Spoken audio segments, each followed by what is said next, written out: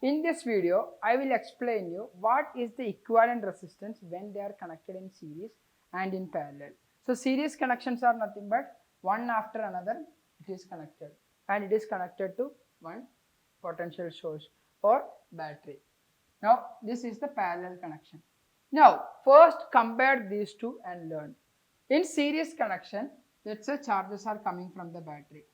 It will first go through this resistance, and whatever the charges that pass the first resistance will also pass through the second resistance and even through the third resistance. Clear? But that is not the scenario here. Let's say 5 charges are coming here.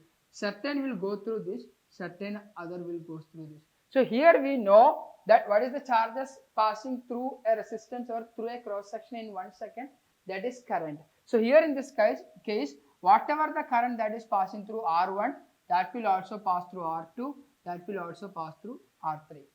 Now here in this case, let's say 5 ampere current comes, and a part is split into this thing, that is 2 ampere is split into the first one, and remaining will go through other resistance, which means I will come and that will be split into I1 and I2 to R1 and R2. Okay. Other thing here in this case is, let's say the potential difference is, for example, 10 volt. Now this potential difference has been applied to one end of this resistance and to other end of this resistance. Now see, potential difference, you know, that is the work done to move 1 coulomb from one position to another position. Now see, when a charge is coming through this, it has to first pass through this thing, then it has to pass through this thing, now it has to pass through this thing. Now let's say the potential difference in between these two is V1. Now a charge have to pass through V1, that much amount of work is done. Now it has to pass through even second resistance, so V2 has to be done, then it has to pass through V3. Now see, after that it is coming back to here, so total potential difference here is 10 volt. Now this 10 volt is divided into R1, R2 and R3. It will first pass through this thing with V1 potential difference, then V2, then V3. Now I can say that the total potential difference here, which is 10 volt, so I am going to take it as capital V. So capital V is equal to V1 plus V2 plus V3. That is the net potential difference, and that is equal to the potential difference across the battery, because these two terminals are same across battery and across this thing. Okay. Now here in this case, see, both the end of the each resistance of R1 and R2. R1 is having 2 ends, one is this one, another one is this one, and R2 is also having 2 ends. These are connected to a common point, and we know that potential is a property of a point. Now this point is same, even this point is same. Now I can say that the potential difference between R1 and R2 is same.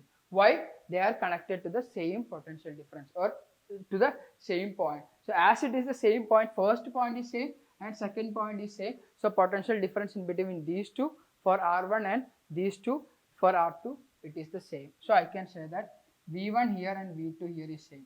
V1 is equal to V2.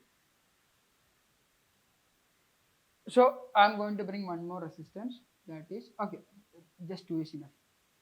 Here I am going to cut this down to 1, so that it will be the best comparison. 2 resistance in series and 2 resistance in parallel. Okay. Now let's say if someone is giving a circuit in this way,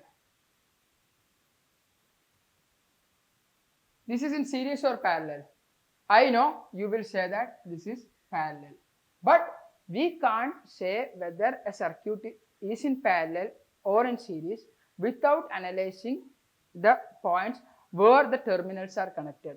Now if the battery is connected in this way, now these are in series, because the charges do come from here, that will pass through R1, that will pass through R2 and will come back here.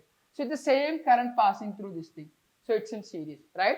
But at the same time, with this circuit, if you are connecting cell in this way, then it is a common potential here for R1 and R2, and current when comes, that will be split into 2 directions. Clear? So it is parallel connection. So first check the points where it is connected, then decide whether it is in series or parallel. So here we know it's the same potential difference, but the current is split. So I is equal to the net current I coming is equal to I1 plus I2. So this is very important. Here current has been split and voltage V1 is equal to V2. Here it is just the inverse. Voltage is V1 plus V2, but I1 is equal to I2. Just the opposite. Compare and study. Now what do we mean by equivalent circuit or equivalent resistance? We can replace these two resistance as one resistance. Now everything other in the circuit remains the same, which means current of I comes, and instead of going through two resistance, it will pass through one resistance, and that has the same effect as these two resistance connected in parallel. So this is, I can say that this is R equivalent for parallel connection. Now here I can replace it as the circuit having the same potential and other stuff same, but I am just replacing these two resistors with one resistance having R equivalent of series connection. So this is R equivalent of two resistance connected in series. This is R equivalent of two resistance connected in parallel. Now how can we write the equation for this one? We know the voltage is same, even the current is same. Here in this case, only I have changed this one with this one. Here also voltage and current is same, only I have replaced this part. So here in this case I can say that V is equal to IR, Ohm's law. Here also I can say that V is equal to IR. So here it will be V is equal to I, R equivalent for parallel connection.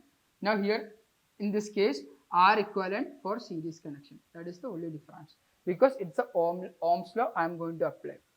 Now here in this case, how will I get the value of R equivalent? R equivalent is equal to V divided by I. Here in this case, R equivalent is equal to V divided by I. Okay, now we have to find V divided by I value of this thing, that will be equal to R equivalent here. Here also we have to do the same thing, and that will be R equivalent here.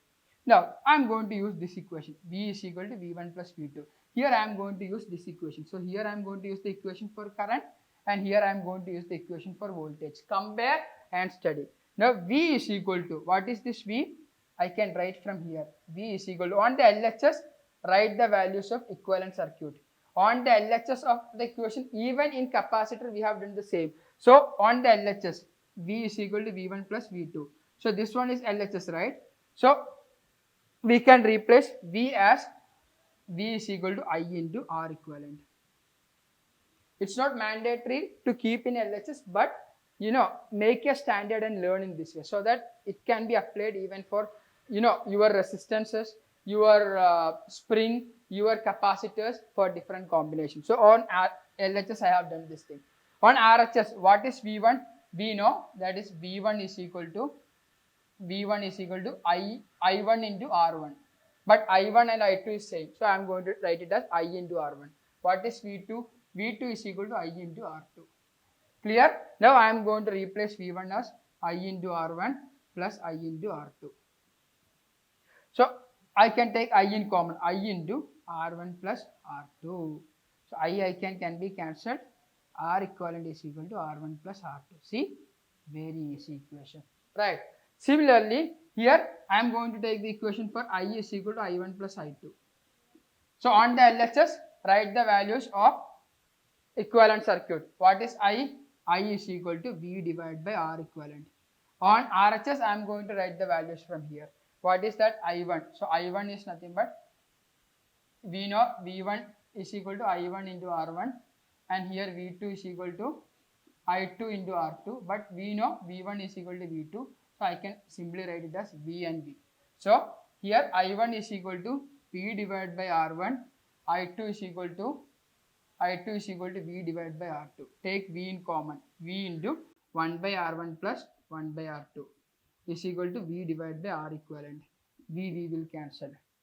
So this will be R equivalent is equal to 1 by R1 plus 1 by R2. See, easy now.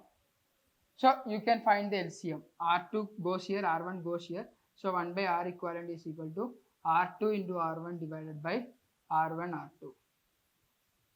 And find the inverse of this. 1 by R equivalent, right? Inverse will be R equivalent is equal to R1 R2 divided by R1 plus R2. So this can only be applied for two resistors connected in parallel, but if you are having more than two, then keep it etc till 1 by Rn if n are connected in parallel. Okay, similarly here also you can keep it etc plus Rn if n are connected in series. Okay, in the next video I will explain you what will happen when these resistors are connected in series and parallel, but these are equal resistors, or when identical resistors are connected in series for n times and in parallel for n times. Okay, thank you.